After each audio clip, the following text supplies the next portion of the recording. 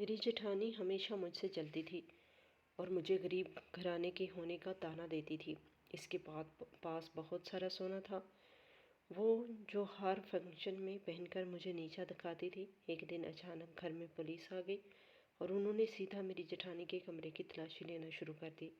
हम सब हैरान और परेशान खड़े थे। जब पुलिस ने इसके बिस्तर के गद्दे को फाड़ा तो इसके अंदर से जो चीज़ें बरामद हुई, इन्हें देखकर मेरी सास बेहोश हो गई और मेरी आंखें फटी की फटी रह गई। मुझे यकीन नहीं आ रहा था कि जब से मैं अपने गरीब मगर इंतहाई इज़्ज़तदार, मेहनती और वफ़ादार वालिदैन की दुआओं और आंसुओं के साए में रुखसत होकर इस बज़ाहिर खुशहाल और इलाके के मुअज़्ज़ज़ समझे जाने वाले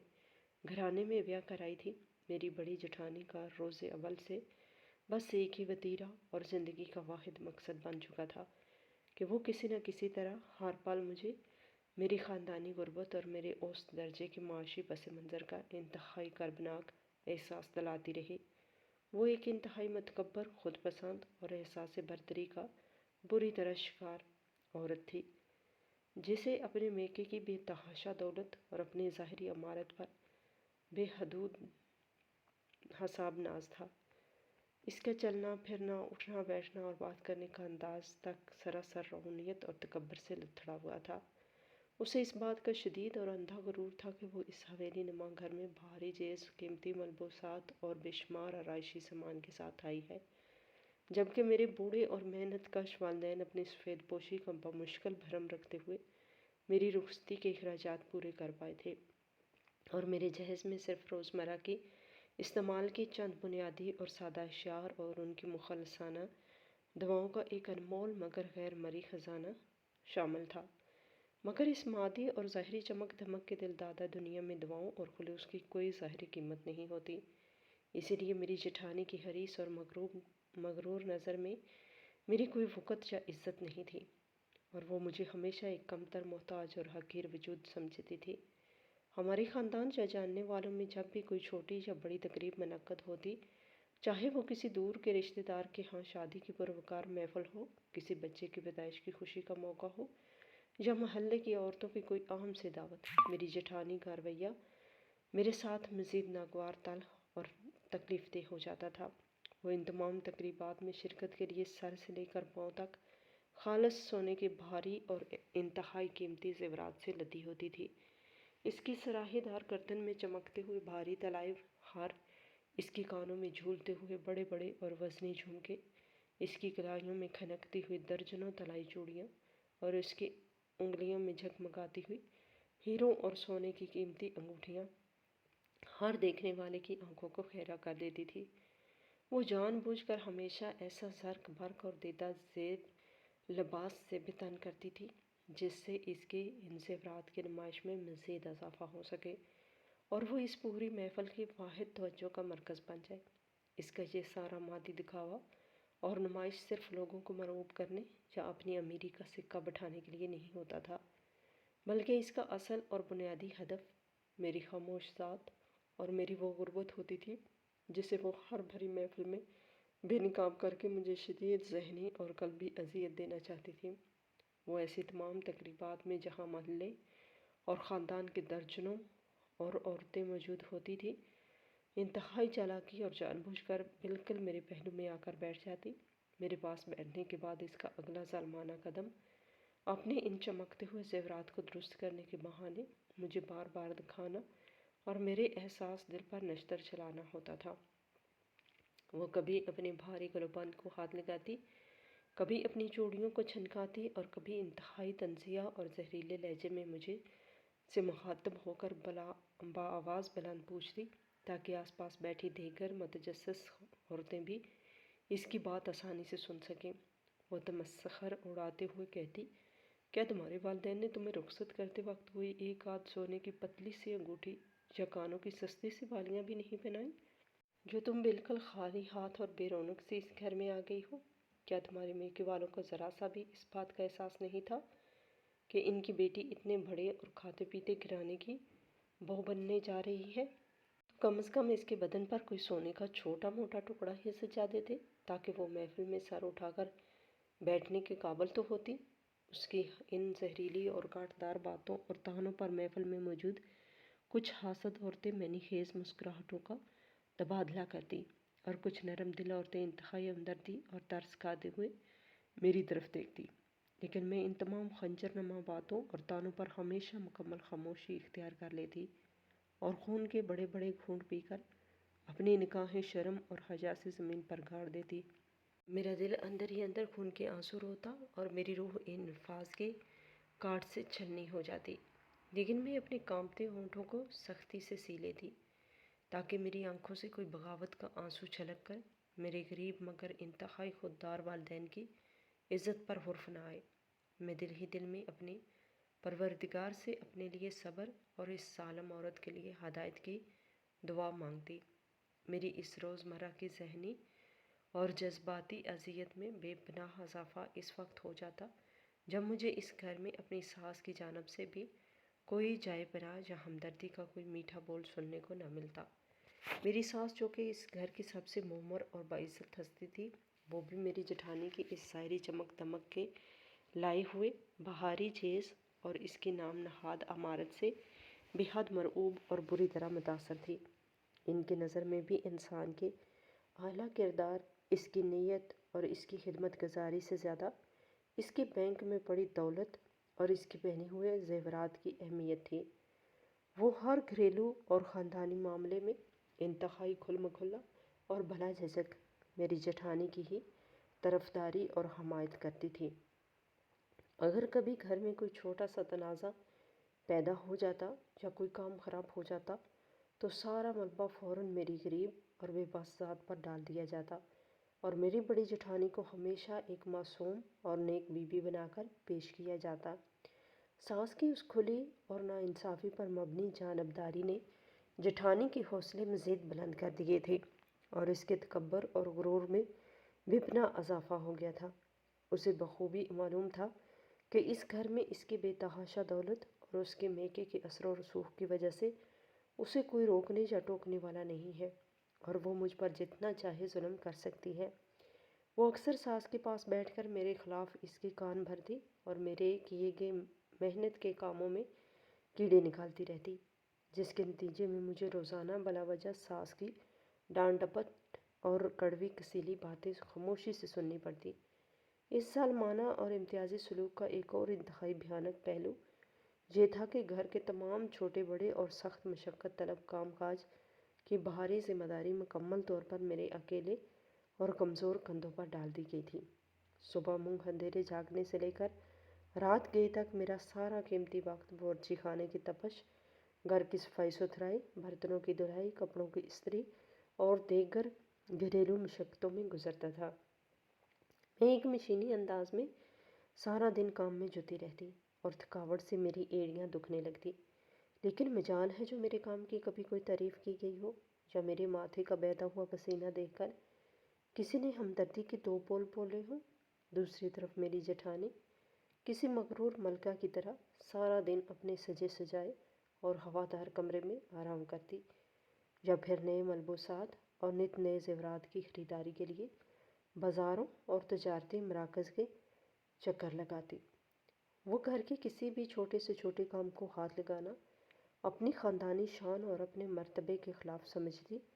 اور اگر کبھی کوئی کام اسے کہہ بھی دیا جاتا تو وہ انتہائی حقارت سے منہ بنا کر صاف انکار کر دیتی اور ساس بھی فوراً اس کی ہاں میں ہاں ملاتی کہ بڑی بہو نے میکے میں کبھی کوئی کام نہیں کیا، تو اب ہم اس نازک بدن سے ہم کیا مشقت لیں، سارا کام تو چھوٹی بہو کے ذمہ ہے، وہ خود ہی کر لے گی۔ اس کا تو پس منظر ہی ایسا ہے کہ اسے ان سخت کاموں کی بچپن سے عادت ہونی چاہیے۔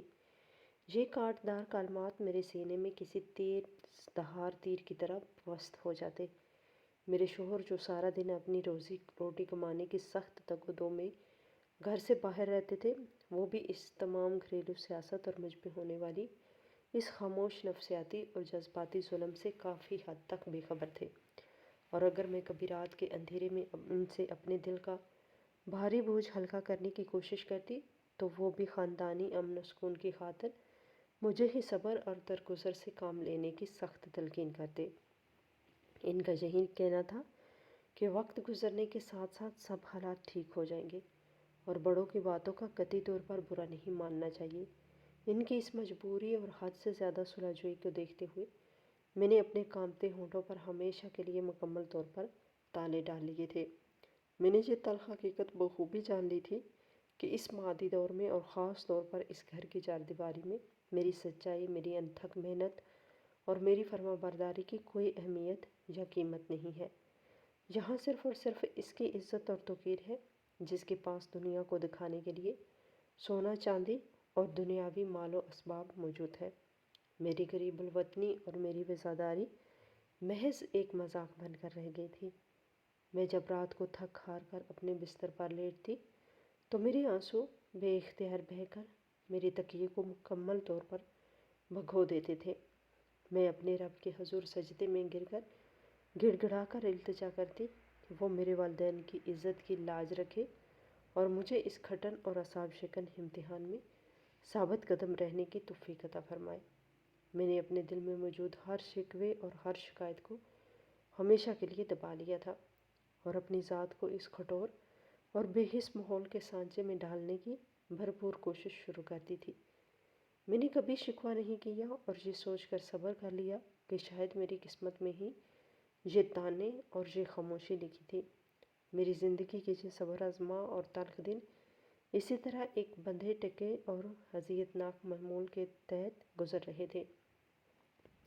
اور مجھے یوں محسوس ہونے لگا تھا کہ شاید میری عمر کا باقی ماندہ حصہ بھی اسی خاموش گھٹن اور تہانوں کی ضد میں ہی گزر جائے گا۔ ایک روز دوپہر کے وقت جب سردیوں کی میٹھی میٹھی اور خنک دھوپ ہمارے گھر کے وسیع و عریض صحن میں بچھی ہوئی تھی اور پورا گھر ایک عجیب سی دوپہر کے سکون اور خاموشی میں ڈوبا ہوا تھا، ہم سب گھر والے روزمرہ کی عادت کے مطابق دوپہر کا کھانا کھانے کے بعد دیوان خانے میں چائے پینے کے غرض سے اکٹھے بیٹھتے تھے۔ میں حسب معمول ورچی خانے کی گرمی میں جھلسنے کے بعد سب کے لیے چائے کی پیالیاں ٹرے میں سجا کر لائی تھی اور نہایت خاموشی سے سب کو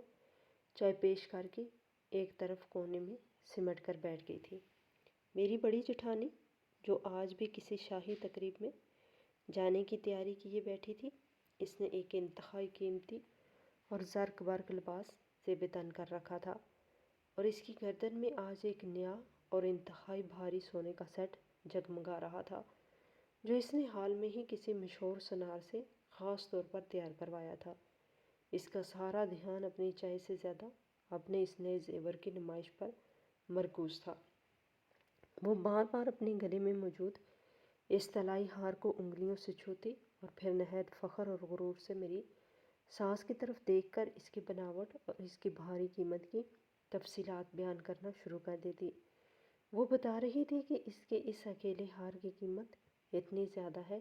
کہ اس میں کئی غریب گھرانوں کی بیٹیوں کے جھیز آسانی سے بن سکتے ہیں۔ اس کا یہ جملہ سیدھا میری ذات اور میری خاندانی غربت پر ایک انتہائی کاری وار تھا، جسے سن کر میری ساس نے بھی انتہائی تحسین بری نظروں سے اس ہار کو دیکھا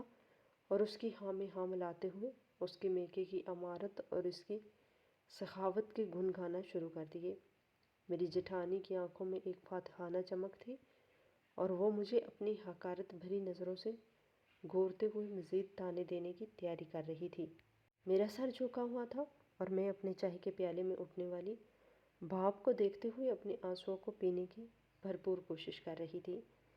گھر کی اس پرسکون اور ظاہری طور پر پرتعیش فضا میں صرف جٹھانی کی مغرور آواز گونج رہی تھی کہ اچانک گھر کے بیرونی اور بھاری لکڑی کے دروازے پر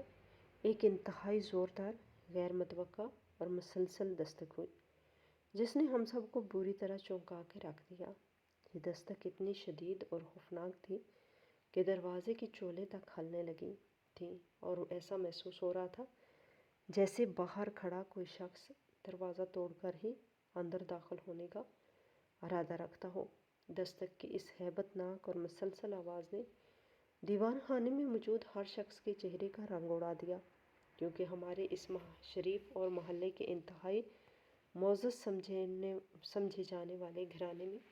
کبھی کسی نے اس قدر بدتمیزی اور رونیت کے ساتھ دروازہ نہیں پیٹا تھا۔ میری ساس کے ہاتھ سے چائے کا پیالہ چھلک گیا اور میری جٹھانی کی بات اس کے منہ میں ہی ادھوری رہ گئی۔ میرے سسر جو ایک انتہائی باوقار اور دھیمے مزاج کے بزرگ تھے، وہ فوراً اپنی جگہ سے اٹھے اور ان کے چہرے پر شدید غصے اور حیرانی کے ملے جلے تاثرات واضح تھے۔ انہوں نے بلند آواز میں باہر کھڑے شخص کو تنبیہ کی اور وہ تیز قدموں سے چلتے ہوئے بیرونی دروازے کی طرف بڑھے۔ میں اور باقی گھر کی خواتین بھی ایک انجان خوف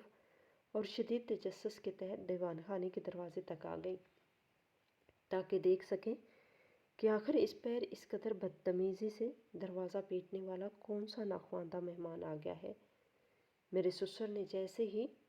دروازے کی کنڈی کھولی اور دروازہ پیچھے کی طرف دھکیلا تو باہر کا وہ ہولناک منظر دیکھ کر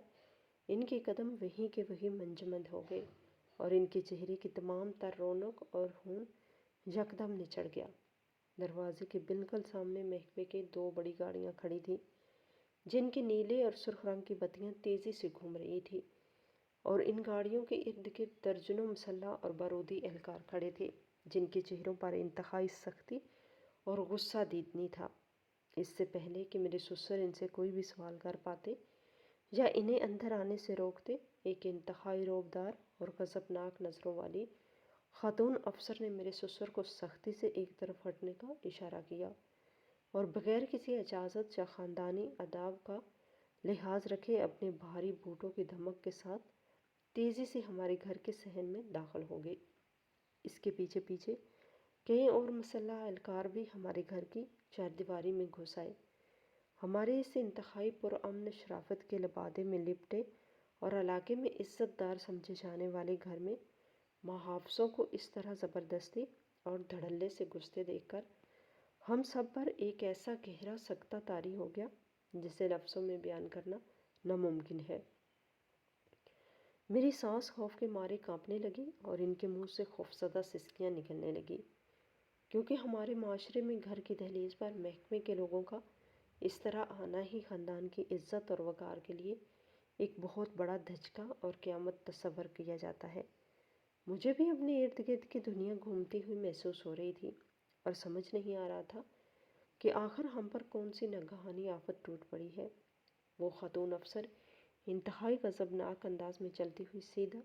ہمارے دیوان خانے کے بالکل سامنے آ کر کھڑی ہو گئی اور اس نے اپنی تیز اور عقابی نگاہوں سے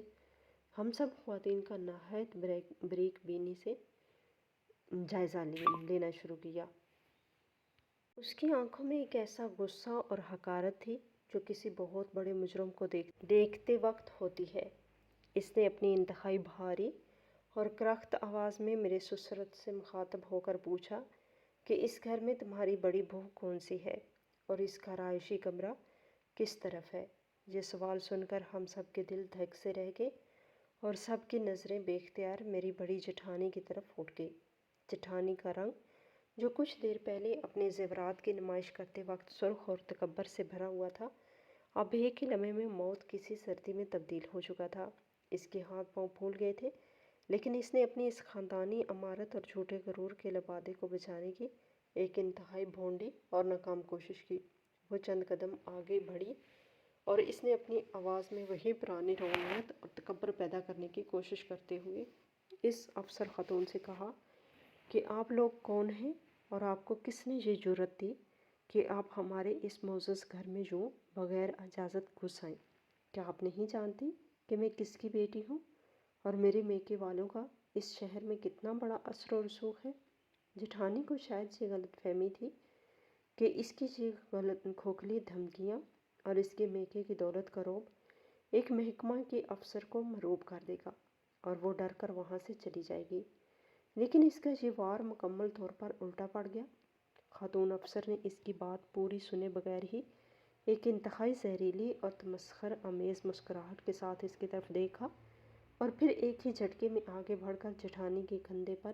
انتہائی زور سے ہاتھ مار کر اسے سختی سے پیچھے کی طرف دھکیل دیا۔ جٹھانی جو اس غیر متوقع اور ذلت آمیز رویے کے لیے بالکل بھی تیار نہیں تھی، وہ لڑکھڑا کر پیچھے دیوار کے ساتھ جا ٹکرائی اور اس کے گلے میں پڑا ہوا وہ قیمتی طلائی ہار جس پر وہ کچھ دیر پہلے تک غرور کر رہی تھی، وہ جھٹکے سے ٹوٹ کر فرش پر بکھر گیا۔ خاتون افسر نے اس کی اس ذلت آمیز حالت پر کوئی رحم نہیں کھایا، بلکہ اس نے اپنی گرجدار آواز میں جٹھانی کو مخاطب کرتے ہوئے کہا کہ مجھے تمہارے میکے کی دولت اور تمہاری نام نہاد عزت سے کوئی سروکار نہیں ہے۔ مجھے صرف اس کمرے کی تلاشی لینی ہے جہاں تم اپنے جرائم کی دستانے چھپائے بیٹھی ہو۔ اپنے میرے سسر اور ساس نے ہاتھ جوڑ کر اس افسر سے منتیں کی اور اس پوری کارروائی کی وجہ جاننے کی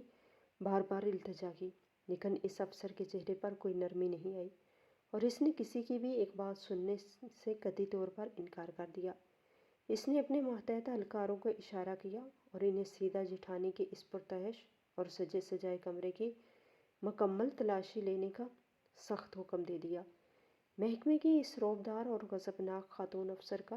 وہ انتہائی سخت اور دو ٹوک حکم سنتے ہی اس کے ماتحت تمام باوردی اہلکار تیزی سے حرکت میں آ گئے اور انہوں نے اپنے بھاری اور خوفناک بوٹوں کی دھمک سے پورے گھر کے فرش کو ہلاتے ہوئے سیدھا میری بڑی جٹھانی کی اس انتہائی پرتعش اور سجے سجائے خوابگاہ کا رخ کر لیا، جو اس حویلی کا سب سے بڑا اور قیمتی سامان سے لدا ہوا کمرہ تھا۔ ہم سب گھر والے بشمول میرے سسر، میری ساس اور میں اس اچانک ٹوٹ پڑنے والی اور ناقابل فہم آفت پر مکمل طور پر ہکا بکا اور سکتے کی حالت میں ان اہلکاروں کے پیچھے پیچھے اس کمرے کی طرف بھاگے۔ میری جٹھانی، جس کا سارا غرور اور تکبر خاک میں مل چکا تھا اور جس کی قیمتی طلائی ہار ٹوٹ کر صحن کے فرش پر بکھر چکا تھا، وہ بھی پاگلوں کی طرح روتی اور چیختی ہوئی ان اہلکاروں کو روکنے کی ناکام کوشش کر رہی تھی، لیکن محکمے کے ان سخت گیر اور بے رحم لوگوں کے سامنے اس کی ایک نہ چلی۔ اہلکاروں نے انتہائی بے دردی اور درستی کے ساتھ اس کمرے کا بھاری اور نقش و نگار والا دروازہ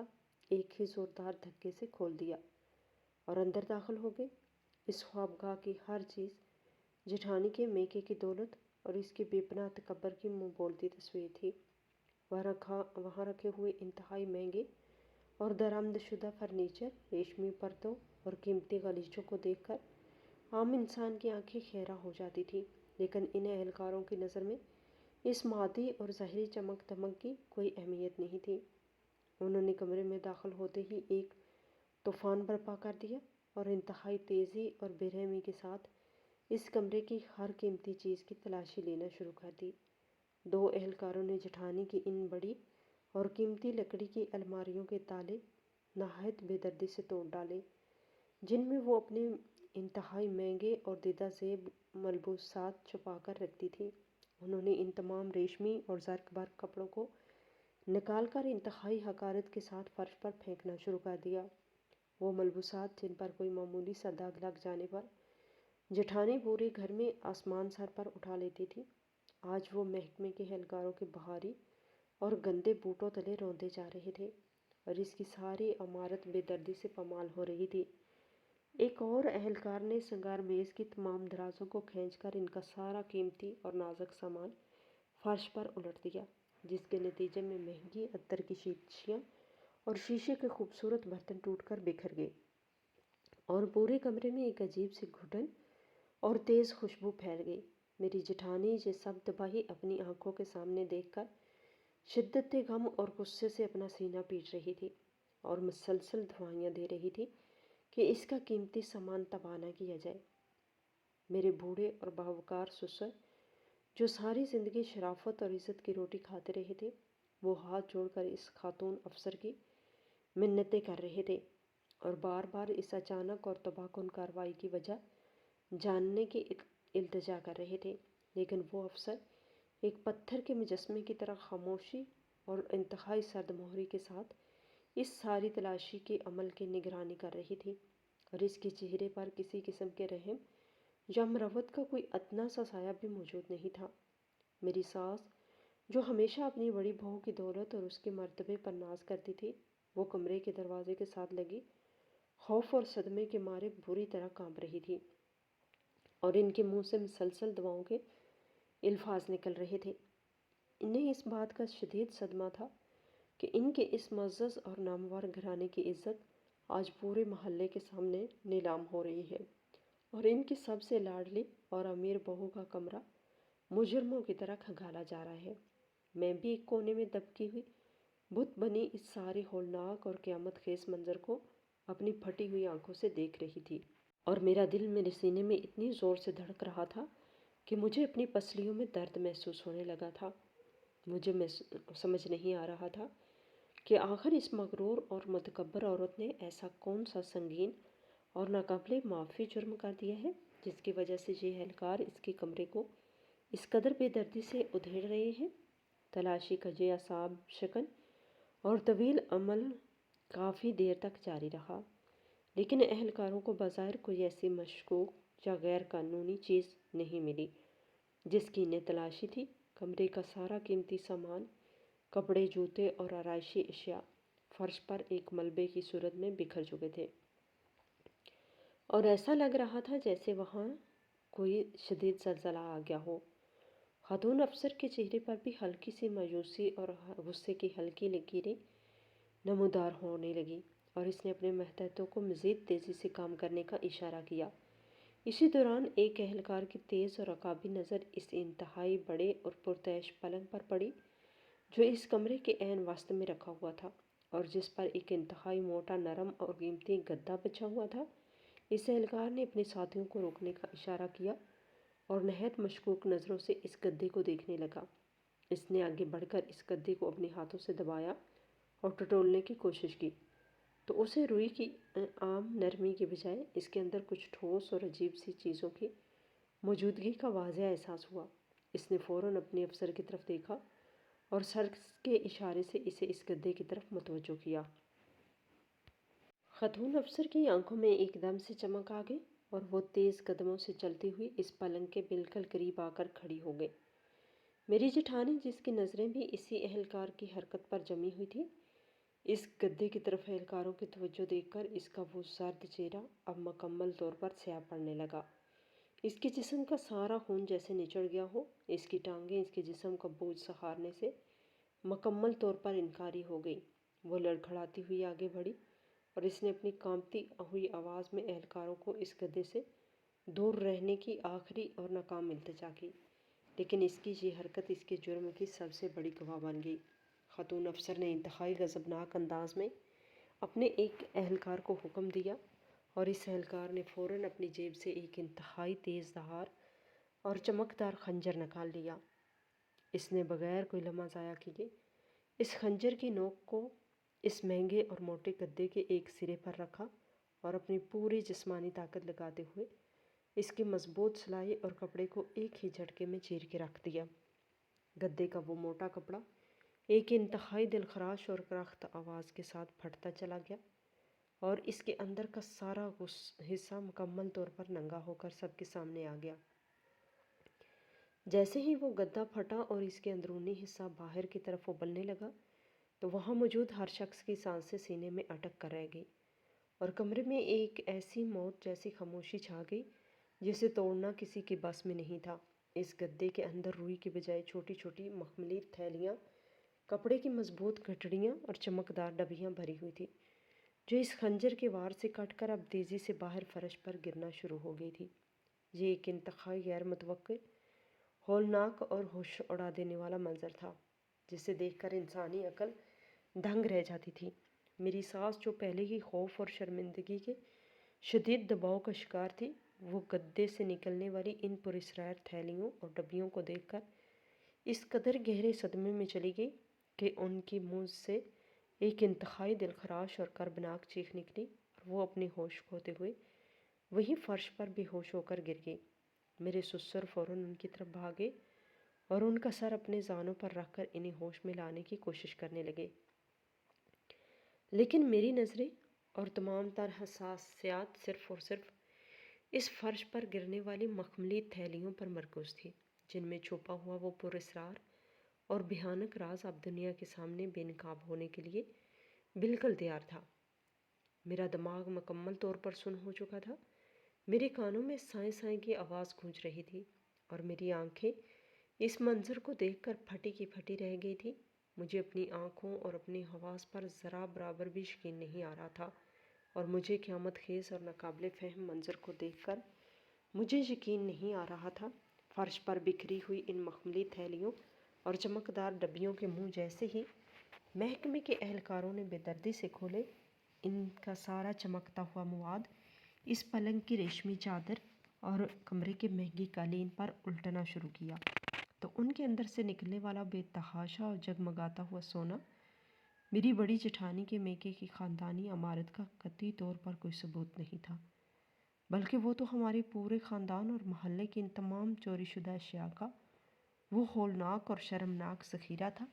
جس نے پچھلے کئی سالوں سے سب کی راتوں کی نیندیں حرام کر رکھی تھی۔ میری پھٹی ہوئی آنکھیں اس سنہرے ڈھیر کے بالکل اوپر رکھے ہوئے تھی۔ اس انتہائی قدیم اور بھاری طلائی سیٹ کو دیکھ کر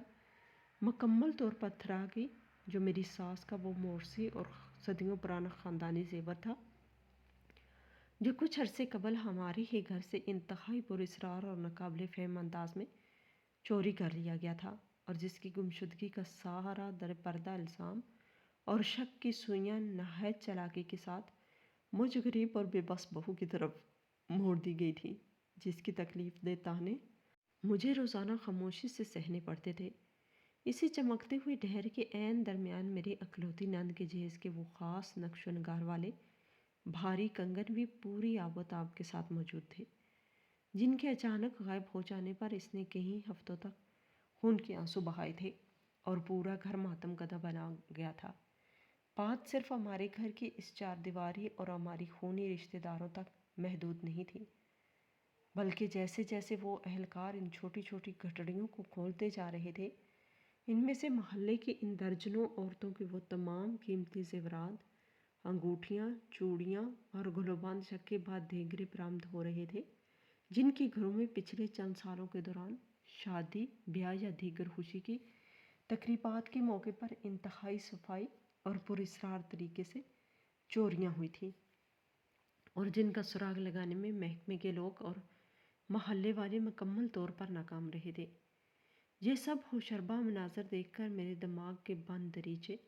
یکدم کھلنے لگے، اور وہ تمام بکھری ہوئی کڑیاں ایک ہولناک حقیقت کی شکل میں آپس میں جڑنے لگی۔ وہ جٹھانی جو ہر خاندانی تقریب اور محفل میں سر سے لے کر پاؤں تک سونے کے نئے نئے زیورات پہن کر مجھ پر اپنے اعلیٰ اور امیر خاندانی پس منظر کا رعب جھاڑتی تھی اور مجھے میری غربت کے طعنے دے کر میری روح کو چھلنی کرتی تھی، وہ دراصل کوئی امیر زادی نہیں، بلکہ ایک انتہائی شاطر، عیار اور پیشہ ور چور تھی، جس کا سارا ظاہری غرور اور تکبر اسی چوری کے مال اور دوسروں کے چھینے گئے حق پر کھڑا تھا۔ وہ نہایت ہوشیاری اور چالاکی کے ساتھ محلے اور رشتہ داروں کی تقریبات میں شرکت کرتی، ان کے گھروں کے خفیہ راستوں اور الماریوں کی ریکی کرتی، اور پھر انتہائی مہارت سے ان کا سونا چرا کر اپنے اس موٹے گدے کی روئی کے درمیان چھپا لیتی تھی، اور جو نئے نئے طلائی ہار اور کنگن پہن کر مجھ غریب کا تمسخر اڑاتی تھی، وہ دراصل ان معصوم اور مجبور عورتوں کے اسی چوری شدہ سونے کو پگھلا کر اور بیچ کر بنوائے گئے، جنہیں وہ اپنے گلے لگا کر لوٹتی تھی۔ اس کا وہ سارا شاہانہ لباس، اس کی وہ فرعونیت اور اس کے میکے کی وہ نام نہاد بے تحاشا دولت محض ایک انتہائی غلیظ اور شرمناک دھوکہ تھا، جس نے میری ساس سمیت پورے خاندان کی آنکھوں پر پٹی باندھ رکھی تھی، اور اس چمک دمک کے پیچھے ایک ایسی غلیظ اور مجرمانہ ذہنیت چھپی ہوئی تھی جس کا تصور کر کے ہی میرا دل ہولنے لگا تھا۔ اس رعبدار خاتون افسر نے ان زیورات کو اپنے بھاری بوٹوں کی ٹھوکر سے ایک طرف کرتے ہوئے میرے سسر کی طرف انتہائی حقارت آمیز نظروں سے دیکھا، اور اپنی گرجدار آواز میں اس بھیانک راز کی مزید تہیں کھولتے ہوئے بتایا کہ آپ لوگ جس عورت کو اپنے گھر کی عزت اور وقار سمجھ کر سر پر بٹھائے ہوئے ہیں، وہ دراصل شہر کے ایک انتہائی مطلوب اور خطرناک چور گروہ کی سرگنا ہے، جو خاندانی تقریبات میں عورتوں کے روپ میں جا کر وارداتیں کرتی ہیں۔ آج صبح ہی شہر کے ایک بڑے سنار کو اس وقت رنگی ہاتھوں پکڑا گیا جب وہ ان چوری شدہ زیورات کو پگھلا کر ان کی شکل تبدیل کرنے کی کوشش کر رہا تھا، اور اسی سنار کی تفتیش اور نشاندہی پر اس پورے نیٹ ورک کا پردہ چاک ہوا، جس کی مرکزی مجرم آپ کی یہ مغرور اور امیر بہو نکلی ہے۔ وہ عورت جو کچھ دیر پہلے تک کسی تکبر کے پہاڑ کی طرح کھڑی تھی اور اپنی امارت کے دعوے کر رہی تھی، اب اس کا وہ سارا خاندانی غرور، فرعونیت اور تکبر کا جھوٹا لبادہ سب کے سامنے تار تار ہو کر اسی گدے کی روئی کے ساتھ فرش پر بری طرح بکھر چکا تھا۔ اس کے چہرے کی وہ ظاہری چمک اور وہ رونیت اب مکمل طور پر غائب ہو چکی تھی، اور اس کی جگہ ایک انتہائی گھناؤنی شرمندگی، شدید ذلت اور پکڑے جانے کے ہولناک خوف نے لے لی تھی۔ وہ کٹے ہوئے درخت کی طرح وہی فرش پر ان چوری شدہ زیورات کے ڈھیر کے پاس گر پڑی تھی، اور اس کا سارا جسم کسی سوکھے پتے کی طرح کانپ رہا تھا۔ اس کی وہ زبان جو مجھے تانے دیتے وقت کینچی کی طرح چلتی تھی، اب مکمل طور پر گونگی ہو چکی تھی، اور اس کے حلق سے محض خوفزدہ سسکیاں اور گھٹی گھٹی آوازیں نکل رہی تھیں۔ میرے سسر جو اپنی شرافت اور خاندانی وقار پر ہمیشہ فخر کرتے تھے، ان کی حالت اس وقت دیدنی تھی۔ ان کے چہرے کی جھریاں مزید گہری ہو گئی تھی، اور ان کی آنکھوں میں ایک ایسی بے بسی اور ندامت اتر آئی تھی جسے دیکھ کر پتھر دل انسان بھی پگھل جائے۔ وہ اپنے کانپتے ہوئے ہاتھوں سے اپنے سر کو پکڑے ہوئے تھے، اور ان کی سمجھ میں نہیں آ رہا تھا کہ وہ اس سنگین اور شرمناک صورتحال کا سامنا کیسے کریں۔ انہوں نے جس بہو کو ہمیشہ ایک اعلیٰ خاندان کی چشم و چراغ سمجھ کر اس کی ہر بدتمیزی اور غرور کو برداشت کیا تھا، آج اسی بہو نے ان کی سفید داڑھی اور ان کے خاندان کی دہائیوں پر محیط عزت کو بیچ چوراہے میں لا کر نیلام کر دیا تھا۔ کمرے کی فضا میں ایک عجیب سی ہبس اور گھٹن پیدا ہو گئی تھی۔ وہ پرتعش خواب گاہ جو کبھی اس کے غرور کا سب سے بڑا محل ہوا کرتی تھی، آج اس کی ذلت اور رسوائی کا سب سے بڑا گواہ بن چکی تھی۔ فرش پر بکھرے ہوئے وہ مہنگے ملبوسات، ٹوٹے ہوئے شیشے کے ٹکڑے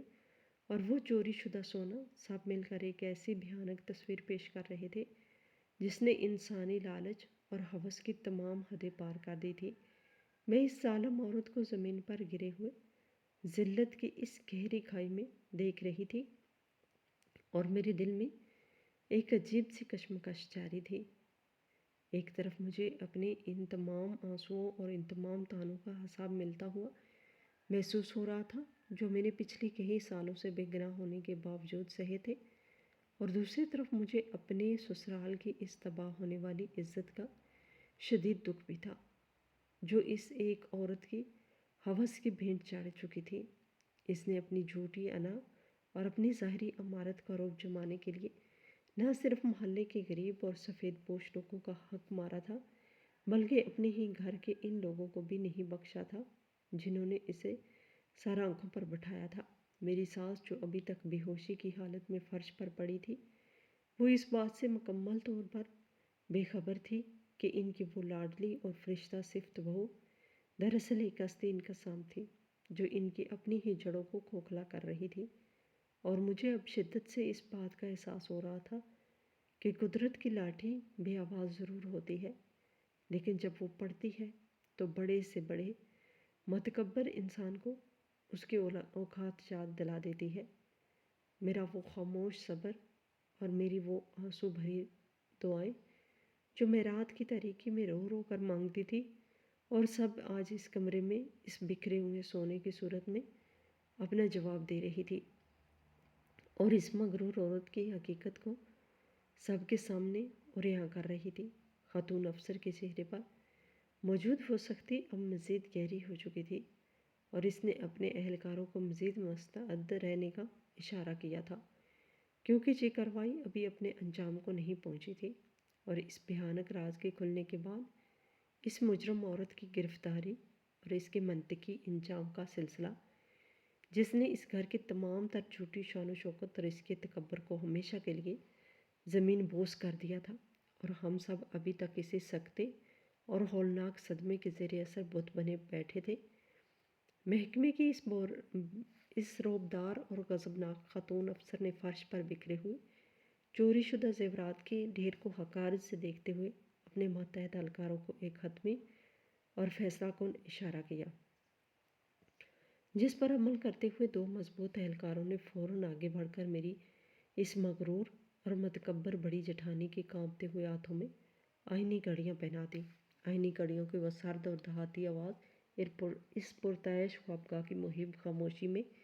کسی ہولناک تمانچے کی طرح گونجی، جس نے اس گھر کی تمام تر چھوٹی شان و شوکت اور اس ظالم عورت کی خاندانی غرور کا ہمیشہ کے لیے جنازہ نکال دیا۔ وہ عورت جو زندگی بھر زمین پر پاؤں نہیں رکھتی تھی اور اپنے زرق برق ملبوسات اور سونے کے بوجھ تلے مجھے اور میری خاندانی غربت کو حقیر کیڑے مکوڑوں کی طرح مسلنے کی عادی تھی، آج وہ سر جھکائے رو رو کر اور گڑ گڑا کر اہلکاروں اور میرے بوڑھے سسر کے قدموں میں گر کر رحم کی بھیک مانگ رہی تھی۔ اس کا وہ سارا تکبر، اس کی وہ روحانیت اور اس کی وہ زہریلی زبان جو ہر وقت میرے دل کو چھلنی کرنے کے لیے کینچی کی طرح چلتی تھی، آج مکمل طور پر گنگی اور بے بس ہو چکی تھی۔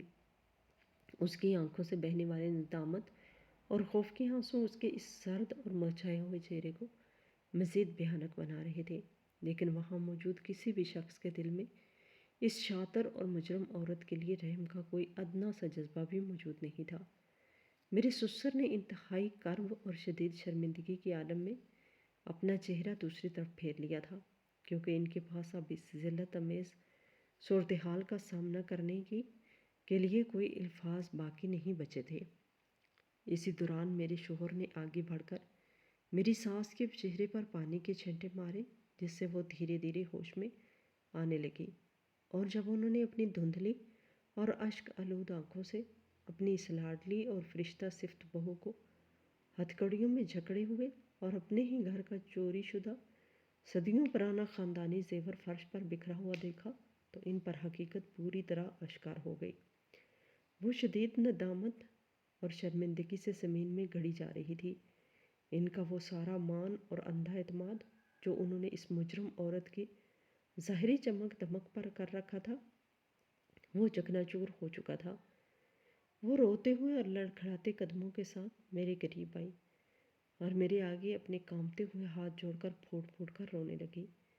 انہوں نے مجھ سے میری اس طویل خاموشی، میری بے گناہی اور مجھ پر کیے گئے